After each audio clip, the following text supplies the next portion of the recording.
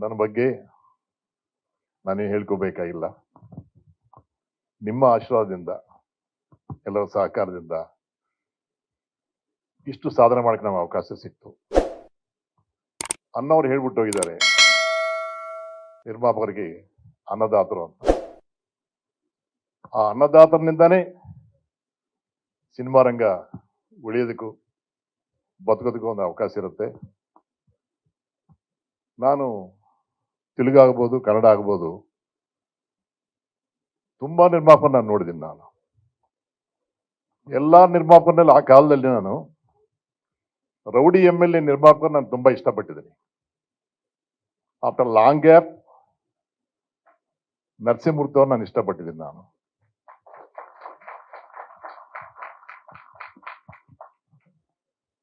ಯಾಕೆಂದ್ರೆ ಸಿನಿಮಾಗೆ ಏನ್ ಬೇಕು, ಯಾರು ಬೇಕು, ಎರಡೇ ನಾನು ಅವರು ಹೇಳ್ತಾ ಬಂದಿದ್ದೀನಿ. ಯಾವತ್ತೂ ಇವ್ರ ಯಾಕೆ ಅವ್ರ ಯಾಕೆ ಯಾವತ್ತೂ ಕೇಳಲಿಲ್ಲ. ಅದು ಅವ್ರ ದೊಡ್ಡ ಗುಣ. ಆಮೇಲೆ ಸಿನಿಮಾ ರಂಗ ಕ್ಲಿಷ್ಟದಲ್ಲಿದೆ, ಕುಸಿತಾ ಇದೆ ಅಂತ ದಿನ ನಾವು ಪೇಪರ್ನಲ್ಲಿ ನೋಡ್ತಾ ಇದ್ವಿ. ನೀವೇ ಬರೆದು ಕೊಡ್ತಾ ಇದ್ದೀರಾ. ನಿನ್ನೆ ಪೇಪರ್ ನೋಡುವಾಗ ನಮ್ಗೆ ಗೊತ್ತಾಗುತ್ತೆ ಎಷ್ಟು ಕಷ್ಟದಲ್ಲಿದೆ ಇಂಡಸ್ಟ್ರಿ ಅಂತ. ಇದೆಲ್ಲ ಅವರು ಪೇಪರ್ ನೋಡ್ತಾ ಇರ್ಬೋದು. ಆದ್ರೆ ನಾನು ಒಳ್ಳೆ ಸಿನಿಮಾ ಮಾಡ್ತಾ ಇದ್ದೀನಿ, ಗ್ಯಾರಂಟಿ ಈ ಸಿನಿಮಾ ನನಗೆ ಹೆಸರು ಬರುತ್ತೆ. ಅವ್ರು ಕೇಳಿದ್ದಂದೆ ಈ ಸಿನಿಮಾ ನನಗೆ ಹೆಸರು ಬರ್ಬೇಕು ಸರ್ ಅಂತ ಅವ್ರು ಕೇಳಿದ್ದಾರೆ ಅಷ್ಟೇ. ಲಾಭ ಇಷ್ಟು ಬರುತ್ತಂತ ಅವ್ರು ಹೇಳಿಲ್ಲ. ಆ ತರ ಒಳ್ಳೆ ಗುಣ ಇರುವಂತವ್ರು ನಮ್ಮ ನರಸಿಂಹಮೂರ್ತಿ ಅವರು. ಓಪನಿಂಗ್ ಪ್ರೆಸ್ ಮೀಟ್ ಏನೇನೋ ಯೋಚನೆ ಮಾಡಿದೀವಿ. ನಾನು ಹೇಳಿದ್ದೀನಿ, ನಿಮ್ಮ ಮನೆದೇವರು ಕದ್ರಿ ಲಕ್ಷ್ಮಣ ಸ್ವಾಮಿ ಅಲ್ಲ ಸರ್, ಅಲ್ಲಿ ಹೋಗಿ ಪೂಜೆ ಮಾಡ್ಕೊಂಡು ಬರ್ತೀನಿ, ಕ್ಯಾಜುವಲ್ ಸ್ಟಾರ್ಟ್ ಮಾಡೋಣ, ಸಿನಿಮಾ ಆದ್ಮೇಲೆ ಒಳ್ಳೆ ಪ್ರೆಸ್ ಮೀಟ್ ಮಾಡೋಣ ಅಂತ ಹೇಳಿದೀವಿ. ನಿಜವಾಗ್ಲೂ ನಮಗೆ ಯಾವ ರೀತಿ ಸಿನಿಮಾ ಮಾಡಿದೀವಿ, ಎಷ್ಟು ಫಾಸ್ಟ್ ಆಗಿ ಮಾಡಿದೀವಿ ನನಗೆ ಗೊತ್ತಿಲ್ಲ. ಅದಕ್ಕೆ ಕಾರಣ ನನ್ನ ಟೀಮ್. ನನ್ನ ಜೊತೆಯಲ್ಲಿ ಬೇಕಾಷ್ಟು ಪಿಕ್ಚರ್ಸ್ ಮಾಡಿದ್ದಾರೆ. ಜೆ ಕೃಷ್ಣ, ಶಶಿಕಿರಣ ಆಗ್ಬೋದು, ಮುನ್ರಾಜ್ ಆಗ್ಬೋದು, ಇನ್ನು ಕಲಾವಿದರ ಬಗ್ಗೆ ಹೇಳಬೇಕಾಗಿಲ್ಲ. ನನ್ನ ಹಿಂದೆ ದೊಡ್ಡ ತಂಡ ಇದೆ. ನನಗೆ ಯಾವತ್ತೂ ಸ್ವಲ್ಪ ಗರ್ವ ಅನ್ಮಾಡ, ತುಂಬಾ ಗರ್ವ ನನಗೆ. ನನಗೆ ಯಾರು ಫೋನ್ ಮಾಡಿದ್ರು ಏನು ಮಾತಾಡಲ್ಲ, ಬಂದು ಕೆಲಸ ಮಾಡ್ತಾರೆ, ಕವರ್ ಕೊಟ್ಟೆ ತಗೊಂಡು ಹೋಗ್ತಾರೆ, ಕವರ್ ಓಪನ್ ಮಾಡಿ ನೋಡಲ್ಲ. ಅಲ್ಲಿ ಅಂತ ಗುಣವಂತ ನಮ್ಮ ಕಲಾವಿದರು. ಇವರೆಲ್ಲ ಇರುವಾಗ ನನಗೆ ಭಯ ಏನಿರುತ್ತೆ? ನನಗೆ ಭಯನೇ ಇಲ್ಲ. ಅದಕ್ಕೆ ನಾನು ಅಷ್ಟು ಪಿಕ್ಚರ್ ಮಾಡಕ್ಕೆ ಅವಕಾಶ ಸಿಕ್ತು. ಮಾಧ್ಯಮದವ್ರ ಬಗ್ಗೆ ಹೇಳ್ಬೇಕಂದ್ರೆ, ನನ್ನ ಮಗನಾಗಿ ನೀವು ಸಾಕೊಂಡು ಬಂದಿದ್ರಿ ಅಷ್ಟೇ.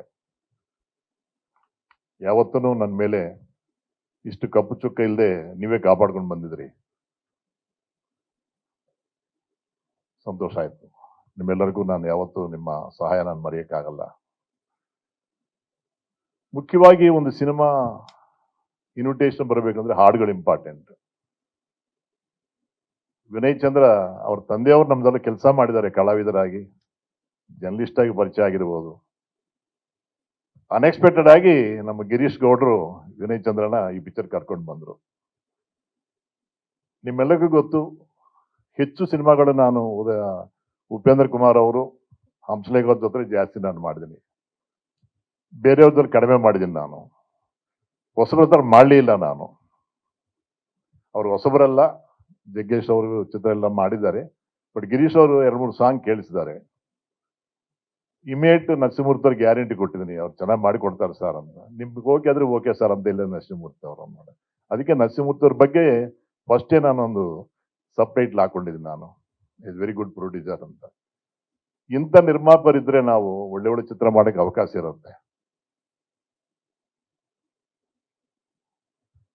ಹಾಡುಗಳು ಬರೆದವರಾಗ್ಬೋದು, ಸಂಭಾಷಣೆ ಬರೆದವರಾಗ್ಬೋದು, ಎಲ್ಲರೂ ಅದ್ಭುತವಾಗಿ ನಮ್ಗೆ ಸಹಕಾರ ಕೊಟ್ಟಿದ್ದಾರೆ. ಜನವರಿ 21 ನಾವು ಸ್ಟಾರ್ಟ್ ಮಾಡಿದೀವಿ. ಇವಾಗ ಫಸ್ಟ್ ಕಾಪಿ ನೋಡುವಂತ ಸ್ಟೇಟಸ್ ನಾವು ಬಂದಿದ್ದೀವಿ. That means my team is super. My team is super. ನಾನು ಯಾವತ್ತೂ ನನ್ನಿಂದ ಸಿನಿಮಾ ಸಕ್ಸಸ್ ಆಯ್ತು ಅಂತ ಇವಾಗ ಯಾವ ಪ್ರೆಸ್ ಮೀಟ್ ಅಲ್ಲಿ ಆಗಲಿ ಇಲ್ಲಿ ನಾನು ಹೇಳಲಿಲ್ಲ. ನನ್ನ ಟೀಮ್ನಿಂದ ನಾನು ಸಕ್ಸಸ್ ಆಗಿದ್ದೀವಿ, ನಾವೆಲ್ಲ ಸೇರಿ ಸಿನಿಮಾ ಮಾಡಿದ್ವಿ, ಸಕ್ಸಸ್ ಮಾಡಿದ್ವಿ ಅನ್ನೋದು ನನ್ನ ಗುಣ. ಅದೇ ರೀತಿ ನನ್ನ ಟೆಕ್ನಿಷಿಯನ್ಸು, ಆರ್ಟಿಸ್ಟ್ ಎಲ್ಲರೂ ಸಹಕಾರ, ನಿರ್ಮಾಪಕರ ಧೈರ್ಯ ಸರ್ ನರಸಿಂಹಮೂರ್ತಿ ಅವರು. ಯಾಕಂದ್ರೆ 200-300 ಸಿನಿಮಾ ರಿಲೀಸ್ ಆಗ್ತಾ ಇದೆ, ಒಂದೆರಡು ಸಕ್ಸಸ್ ಆಗ್ತಾ ಇಲ್ಲ ಅಂತ. ಆದ್ರೂ ನೀವು ಎಷ್ಟು ಧೈರ್ಯದಿಂದ ಮಾಡಿದ್ರಿ. Hats up to my producer. Yes, ನೀವಿಲ್ಲ ಅಂದ್ರೆ ನಾವೇನ್ ಮಾಡಕ್ಕಾಗತ್ತೆ ಸರ್. ಇನ್ನು ಹೀರೋ ಬಗ್ಗೆ ಹೇಳ್ಬೇಕಂದ್ರೆ, ಲಾಸ್ಟ್ ಇಯರ್ ಫಿಲ್ಮ್ ಫೆಸ್ಟಿವಲ್ ಜೂರಿನಲ್ಲಿ ನಮ್ಮ ಟೀಮ್ಗೆ ನಿಮ್ಮ ಪಿಕ್ಚರ್ ಬಂತು, ನಾವು ಸೆಲೆಕ್ಟ್ ಮಾಡಿದ್ವಿ. ನಾವು ಈ ಹುಡುಗ ತುಂಬಾ ಆಕ್ಟ್ ಮಾಡಿದ್ದಾನೆ, ಡೈರೆಕ್ಟರ್ ನಿಜವಾಗ್ಲೂ ಡೈರೆಕ್ಟರ್ ತುಂಬಾ ಚೆನ್ನಾಗಿ ಮಾಡಿದ್ದಾರೆ. ಕೆರೆಬೇಟೆ ನಾವು ಫಿಲ್ಮ್ ಫೆಸ್ಟಿವಲ್ ಸೆಲೆಕ್ಟ್ ಮಾಡಿದ್ವಿ ನಾವು. ಗಿರೀಶ್ ಗೌಡ್ರು ಕೆರೆಬೇಟೆ ಹೀರೋ ಹೆಂಗಿರ್ತಾರೆ ಸರ್ ಅಂತ, ನಾನು ಪಿಕ್ಚರ್ ನೋಡಿ ಅವನ್ನೇ ನೋಡ್ಬೇಕಾಗಿಲ್ಲ ಅಂದ್ರು. ನೆಕ್ಸ್ಟ್ ಡೇ ಮಾತಾಡಿದೀವಿ, ಇಮಿಡಿಯೇಟ್ ಅಡ್ವಾನ್ಸ್ ಕಳಿಸಿದ್ದಾರೆ. ವಿತಿನ್ 24 hours ನಲ್ಲಿ ಎಲ್ಲ ಕೂಡಿ ಬಂತು. ಆ ರೀತಿ ಈ ಸಿನಿಮಾ ಸ್ಟಾರ್ಟ್ ಮಾಡಿದ್ದು, ಫಿನಿಶ್ ಮಾಡಿದ್ದು ಹಿಂಗಾಯ್ತು ಹಂಗಾಯ್ತು ಅನ್ನೋದಲ್ಲಿ ಸಿನಿಮಾ ಫಿನಿಶ್ ಮಾಡಿದ್ವಿ ನಾವು. God bless you Gauri. ನಮ್ಮ ಸಿನಿಮಾ ಮಾಡೋ ನಿಮ್ಗೆ ಫಿಲ್ಮ್ ಫೇರ್ ಅವಾರ್ಡ್ ಬಂತು, ಒಂಥರ ನಮಗೆ ಖುಷಿ ಆಗತ್ತೆ. ನಮ್ಮ ಸಿನಿಮಾ ಮಾಡುವಾಗ ಈ ಗಾಡ್ ಫಿಲ್ಮ್ ಫೇರ್ ಅವಾರ್ಡ್ ಅಂತ. ಇನ್ನು ಹೀರೋಯಿನ್ಸ್ ಆಗ್ಬೋದು, ಸಹ ಕಲಾವಿದರು ಆಗ್ಬೋದು, ಎಲ್ಲರೂ ಚೆನ್ನಾಗಿ ಮಾಡಿದ್ವಿ. ಪಿಕ್ಚರ್ ಚೆನ್ನಾಗಿ ಬಂತು, ಹಾಡುಗಳು ಚೆನ್ನಾಗಿದೆ. ಕಾಮನ್ ಮ್ಯಾನ್, ಒಬ್ಬ ಕಾಮನ್ ಮ್ಯಾನ್ ಜೀವನದಲ್ಲಿ CM ಆದ್ರೆ ಏನ್ ಮಾಡಬಹುದು ಅಷ್ಟೇ concept. Small thread we need. ತುಂಬಾ ಚೆನ್ನಾಗಿ ನಾವು ಸ್ಕ್ರೀನ್ ಪ್ಲೇ ಮಾಡ್ಕೊಂಡು ಬಂದಿದ್ವಿ ನಾವು. ಒಳ್ಳೇದು ಮಾಡಕ್ಕೆ ಅವಕಾಶ, ಪ್ರತಿಯೊಬ್ಬರಿಗೆ ಆಸೆ ಇರುತ್ತೆ. ನಾನು CM ಆದ್ರೆ ಅದು ಮಾಡ್ತೀನಿ ಇದು ಮಾಡ್ತೀನಿ ಅಂತ ನಾವು ಮಾತಾಡ್ತಾ ಇರ್ತೀವಿ ನಾವು. ಇಟ್ ಇಸ್ ಕಾಮನ್, ಪ್ರತಿಯೊಬ್ಬರಲ್ಲಿ ಒಂದು ಆಸೆ ಇರುತ್ತೆ. ಎಲ್ಲ ನೋಡುವಾಗ ನಾನು CM ಆದ್ರೆ ಹಂಗ್ ಮಾಡ್ತೀನಪ್ಪ, ನಾನು CM ಹಿಂಗ್ ಮಾಡ್ತೀನಪ್ಪ ಅಂತೀವಿ. ನಮ್ಮ ಹೀರೋನ್ ಅದೇ ರೀತಿ ಒಬ್ಬ ಕಾಮನ್ ಮ್ಯಾನ್ ಆಗಿದ್ದು, ಒಂದು ಸಣ್ಣ ಲಾಯರ್, ಅವರು ಅಡ್ವೊಕೇಟ್. ಅಂತವರು ಅನ್ಎಕ್ಸ್ಪೆಕ್ಟೆಡ್ ಆಗಿ will become CM of Karnataka. ಬಂದ ಮೇಲೆ ಯಾವ್ಯಾವ ರೀತಿ ಏನೇನು ಮಾಡಬಹುದು ಅನ್ನೋದು ಒಳ್ಳೇದು ಮಾಡಿ ತೋರಿಸಿದ್ದಾರೆ. ಕಥಾವಸ್ತು ತುಂಬಾ ಚೆನ್ನಾಗಿದೆ. ಪ್ಲೀಸ್ ನಿಮ್ಮೆಲ್ಲರ ಸಹಕಾರ ಕೊಡ್ಲಿ ಅಂತ ನಾನು ಕೇಳ್ಕೊಂತೀನಿ. God bless you. ನಮ್ಮವ್ರು ಏನಾದ್ರು ಪ್ರೆಸ್ ಅವ್ರು ಏನಾದ್ರು ನನ್ನ ಕೇಳ್ಬೇಕಂದ್ರೆ ಮೈಕ್ ತಗೊಳ್ಳಿ. ಅಲ್ಲ, ಮೊದಲ್ ಒನ್ ಅಂತ ಬಂತಲ್ಲ, ಹಾ, ಅದಕ್ಕೂ ಇದಕ್ಕೂ ಬೇರೆ ಯಾವ್ದು? ಏನಾದ್ರು ಮೊದಲ್ ಒನ್? ಇಲ್ಲ ಸರ್, ಇಲ್ಲ ಇಲ್ಲ, that is entirely different. This is totally different. ಇದರಲ್ಲಿ ಒಂದು ಬ್ಯಾಕ್ ಗ್ರೌಂಡ್ ಸ್ಟೋರಿ ಇದೆ. ಇವ್ರ ತಂದೆ ರಂಗಭೂಮಿ ಕಲಾವಿದರು. ದೇಶಭಕ್ತಿ ಬಗ್ಗೆ ಆಗಲಿ, ಬೇರೆಯವರ ಸಮಾಜದಲ್ಲಿ ಇರುವಂತ ಕೆಟ್ಟದನ್ನ ಅವರು ಡ್ರಾಮಾ ರೂಪದಲ್ಲಿ ತೋರಿಸುವಂತ ಒಂದು ಕ್ಯಾರೆಕ್ಟರ್ ಇದೆ. ಯಾವಾಗ ನಾವು ಪೊಲಿಟಿಷಿಯನ್, ಪೊಲೀಸವ್ರನ್ನ ಯಾರು ಬೈಯುವಾಗ ಇವ್ರ ಮೇಲೆ ಕೇಸ್ ಹಾಕವ್ರು. ಒಂದು ಕೇಸ್ನಲ್ಲಿ ಬೇಲ್ ಸಿಕ್ಕಿ ಇನ್ನೊಂದು ಕೇಸ್ನಲ್ಲಿ ಪುನಃ ಒಳಗೆ ಹೋಗೋಂಥ ಪರಿಸ್ಥಿತಿ ಬರುವಂಥದ್ದು. ಅವ್ರ ತಂದೆ ಆಸೆ, ನೀವೊಬ್ಬ ಒಳ್ಳೆ ಅಡ್ವೊಕೇಟ್ ಆಗಿ ಸಮಾಜಕ್ಕೆ ಒಳ್ಳೇದು ಮಾಡು ಅಂತ. ಅನ್ಎಕ್ಸ್ಪೆಕ್ಟೆಡ್ ಆಗಿ CM ಆಗಿ ಏನೇನು ಸಾಧನೆ ಮಾಡಿದಾರ ಅಷ್ಟೇ. ಅದಕ್ಕೂ ನಮ್ಗೆ ಯಾವ ಸಂಬಂಧ ಇಲ್ಲ. CM ಆಗೇ ಇರ್ತಾರ ಅಂತ ತುಂಬಾ ಇರ್ತಾರೆ ಸರ್, ನಮ್ಮ ಕಥೆಯಲ್ಲಿ ಇದ್ದಾರೆ. ಅಲ್ಲ, ಪಾಲಿಟಿಷಿಯನ್ ಬಿಡ್ಬೇಕಲ್ಲ. ಹೇಳಕ್ಕಾಗಲ್ಲ ಸರ್. ಶೇಷ್ಕುಮಾರ್ ನಮ್ಮ ಪಿಕ್ಚರ್ ಆಕ್ಟ್ ಮಾಡ್ತಾ ಇರೋರು ಸಡನ್ ಆಗಿ ಚಿತ್ರದುರ್ಗ MP ಆಗಿದ್ದಾರೆ. ಏನಾದ್ರು ಆಗ್ಬೋದು ಸರ್, ಇವಾಗ ಏನಾದ್ರು ಆಗ್ಬೋದು. ಯಾಕಂದ್ರೆ ಪ್ರತಿಯೊಬ್ಬರಿಗೆ ಅವಕಾಶ ಬರುತ್ತೆ. ನಮ್ಮ ಪಿಕ್ಚರ್ ನಲ್ಲಿ ಅವರು ಹೀರೋ ಆಗಿ ಅವಕಾಶ ಬಂತು, CM ಆಗಿ ಪಾತ್ರ ಮಾಡಿದ್ದಾರೆ, ಲಾಯರ್ ಆಗಿ ಪಾತ್ರ ಮಾಡಿದ್ದಾರೆ. ಏನೇನೋ ಅವಕಾಶ ಸಿಕ್ತು ಅವ್ರಿಗೆ ತುಂಬಾ ಆಸೆ ಇತ್ತಂತೆ. ಅವ್ರ ಬಿಸ್ನೆಸ್ ಎಲ್ಲ ರಾಜಕೀಯ ನಾಯಕರ ಜೊತೆಯಲ್ಲಿ ಒಡನಾಟಲ್ಲಿ ಇರುತ್ತೆ. ಒಂದೊಂದು ಇಮ್ಯಾಜಿನೇಷನ್ ಇತ್ತು. ಆ ಇಮ್ಯಾಜಿನೇಷನ್ ನಮ್ಮ ಪಿಕ್ಚರ್ ರೂಪವಾಗಿ ಅವ್ರಿಗೆ ಸಿಕ್ತು. ಇನ್ ಫ್ಯೂಚರ್ MLA ಆಗಲಿ, ಮಿನಿಸ್ಟರ್ ಆಗಲಿ ತುಂಬಾ ಸಂತೋಷ ಪಡ್ತೀವಿ ನಾವು. ಶೇಷ್ಕುಮಾರ್ ಯಾವ ರೀತಿ MP ಆಗಿದ್ದಾರೆ, ನೀವು MLA ಆಗ್ಬೋದು, ಮಿನಿಸ್ಟರ್ ಆಗ್ಬೋದು. Best of luck to Gauri Shankar. ನಮ್ಮ ಹೀರೋಯಿನ್ ತುಂಬಾ ಚೆನ್ನಾಗಿ ಮಾಡಿದ್ದಾಳೆ. ಇಬ್ಬರ ಮಧ್ಯದಲ್ಲಿ ಒಳ್ಳೆ ಕಾಂಬಿನೇಷನ್ ಇದೆ, ಗಲಾಟೆಗಳಿದೆ, ಚೆನ್ನಾಗಿದೆ. ಒಟ್ಟಾರೆ ನಮ್ಮ ಟೀಮ್ ಕಡೆಯಿಂದ ಚೆನ್ನಾಗಿ ಮಾಡ್ಕೊಂಡು ಬಂದಿದ್ದೀವಿ. ಯಾರಾದ್ರು ಇನ್ನೇನಾದ್ರು ಕೇಳೋದಿದೆಯಾ? ಮೈಕ್ ಸೆನ್ಸರ್ ಎಲ್ಲ ಮುಗಿತಾ? ಹಾ? ಸೆನ್ಸರ್ ಎಲ್ಲ ಆಯ್ತಾ ಹೇಗೆ? ಸೆನ್ಸರ್ ಇಲ್ಲ ಈಗ ರೀ ರಿಕಾರ್ಡ್ ನಡೀತಾ ಇದೆ. ರೀ ರಿಕಾರ್ಡ್ ನಡೀತಾ ಯಾವಾಗ ರಿಲೀಸ್ ಪ್ಲಾನ್ ಇದೆ? ಹಾ? ರಿಲೀಸ್ ಯಾವಾಗ ಮಾಡ್ಬೇಕು? ಜೂನ್ ಅಂದ್ರೆ ನಮಗೆ ಕ್ರಿಕೆಟ್ ಹಾವಳಿ ಒಂದು ಕಡೆ ಇದೆ, ಆಮೇಲೆ ದೊಡ್ಡ ಚಿತ್ರಗಳ ಪ್ಯಾನ್ ಇಂಡಿಯಾ ಹಾವಳಿ ಇದೆ. ಆ ಮಧ್ಯದಲ್ಲಿ ನಾವು ಬಂದು ನಿಂತ್ಕೋಬೇಕು ಅಷ್ಟೇ. ಈ ಕಂಟೆಂಟ್ ಎಲ್ಲ ಕಾಮನ್ ಮ್ಯಾನ್ಗೂ ರೀಚ್ ಆಗುತ್ತೆ ಅನ್ಸುತ್ತೆ.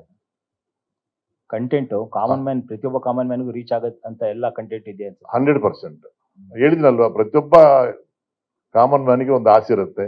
ನಾನು ಆ ಸೀಟು ಬಂದ್ರೆ ಏನ್ ಮಾಡಬಹುದು ಅಂತ. ನಾನು ಹಂಗ್ ಮಾಡ್ತೀನಿ ಮಾಡ್ತಾರೆ, ಮಕ್ಕಳಾಗಿ ಮಾತಾಡ್ತೀವಿ, ನಾವು ಸ್ಟೂಡೆಂಟ್ ಆಗಿರೋ ಮಾತಾಡ್ತಾ ಇರ್ತೀವಿ. ಈ fulfilled it. Okay, thank you sir. Thank you. ಇನ್ಯಾರಾದ್ರೂ?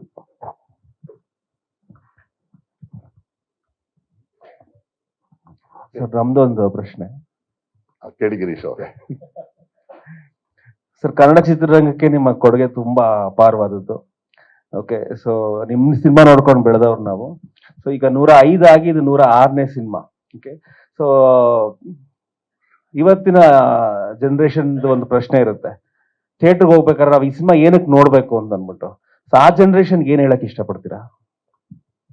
ನಮ್ಮ ಕಾಲಕ್ಕೆ ಈ ಕಾಲಕ್ಕೆ ಪೂರ್ತಿ ವಿರುದ್ಧ ನಡೀತಾ ಇದೆ. ನಮ್ಮ ಕಾಲದಲ್ಲಿ ನಾನು 100 ಚಿತ್ರ ಮಾಡಿ 105 ಚಿತ್ರ ಮಾಡೋದು ಹೇಳ್ತೆ ಅಲ್ವಾ. ಶಿವರಾಜ್ ಕುಮಾರ್ ಇದ್ದಾರೆ, ರವಿಚಂದ್ರನ್ ಇದ್ದಾರೆ, ವಿಷ್ಣುವರ್ಧನ್ ಇದ್ದಾರೆ, ಅಂಬರೀಶ್ ಅವರು ಇದ್ದಾರೆ, ಶಂಕರ್ನಾಗ್ ಇದ್ದಾರೆ, ಅನಂತನಾಗ್ ಇದ್ದಾರೆ, ಟೈಗರ್ ಪ್ರಭಾಕರ್ ಇದ್ದಾರೆ, ಕಾಶಿರಾಜ್ ಇದ್ದಾರೆ. ಈ ತರ ಹೇಳ್ತಾ ಬಂದ್ರೆ ಆ ಕಾಲದಲ್ಲಿ ₹1,00,000 ಸ್ಟ್ಯಾಂಪ್ ಪೇಪರ್ ಇದೆ, ₹50,000 ಸ್ಟ್ಯಾಂಪ್ ಪೇಪರ್ ಇದೆ, ₹10,000 ಸ್ಟ್ಯಾಂಪ್ ಪೇಪರ್ ಇದೆ. ಆ ರೀತಿ ₹100 ಸ್ಟ್ಯಾಂಪ್ ಪೇಪರ್ ಇದೆ. ಸಿನಿಮಾ ನೋಡ್ಬೇಕಾದ್ರೆ ಯಾಕೆ ನೋಡ್ಬೇಕು ಅನ್ನೋದು ಆಡಿಯನ್ಸ್ ಯೋಚನೆ ಮಾಡ್ತಾರೆ. ಆ ಕಾಲದಲ್ಲಿ ಪ್ರತಿಯೊಬ್ಬರಿಗೂ ಒಂದು ಅಭಿಮಾನ ಸಂಘಗಳಿದೆ, ಫಾಲೋಯರ್ಸ್ ಇದ್ದಾರೆ.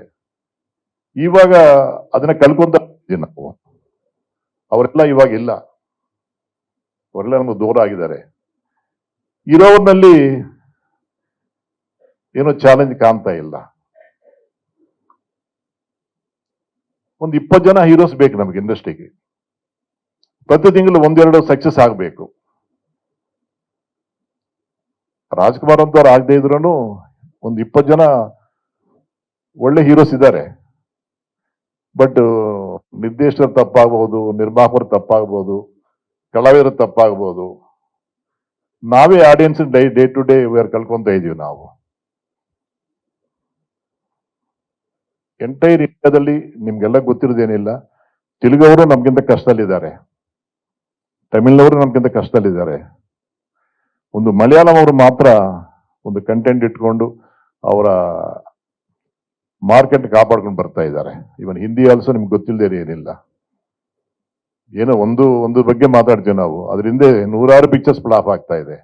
ತೆಲುಗಿನಲ್ಲಿ ಪ್ಯಾನ್ ಇಂಡಿಯಾ ಅನ್ನೋದು 5-6 ಪಿಕ್ಚರ್ ಬಿಟ್ಟು ಉಳಿದವರು ಡಿಸಾಸ್ಟರ್ ಆಗ್ತಾ ಇದ್ದಾರೆ. ಕಂಟೆಂಟ್ ಜೊತೆಯಲ್ಲಿ ಕಲಾವಿದರು ಬೇಕು, ಒಳ್ಳೆ ಟೆಕ್ನಿಷಿಯನ್ಸ್ ಬೇಕು.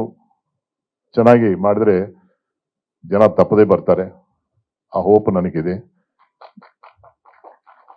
ಈ ಕಾಮನ್ ಮ್ಯಾನೇ ಒಂದು ಸಾಕ್ಷಿ ಆಗಬಹುದು. ನಿರ್ಮಾಪಕರ ಧೈರ್ಯ ಇದೆ, ನಮ್ಮ ಟೀಮ್ ಚೆನ್ನಾಗಿ ಮಾಡಿದೀವಿ, ಒಳ್ಳೆ ಕಲಾವಿದರೆಲ್ಲ ಇದ್ದಾರೆ. ತಪ್ಪದೇ ಒಂದು ಒಳ್ಳೆ ಓಪನಿಂಗ್ ಬರುತ್ತೆ ಅಂತ ನಮಗೊಂದು ಹೋಪ್ ಇದೆ ಗಿರೀಶ್ ಅವರೇ. Thank you Sairam. ಲೇಟೆಸ್ಟ್ ಹಾಗೂ ಇಂಟ್ರೆಸ್ಟಿಂಗ್ ಸುದ್ದಿಗಳಿಗಾಗಿ ಬಾಸ್ ಟಿವಿ ಕನ್ನಡ ಚಾನೆಲ್ನ ಸಬ್ಸ್ಕ್ರೈಬ್ ಮಾಡಿ. ಹಾಗೆಯೇ ಬೆಲ್ ಐಕಾನ್ ಪ್ರೆಸ್ ಮಾಡಿ. ಇದರ ಜೊತೆಗೆ ಫೇಸ್ಬುಕ್, ಇನ್ಸ್ಟಾಗ್ರಾಮ್, ಎಕ್ಸ್ನಲ್ಲೂ ಮಿಸ್ ಮಾಡದೆ ಫಾಲೋ ಮಾಡಿ.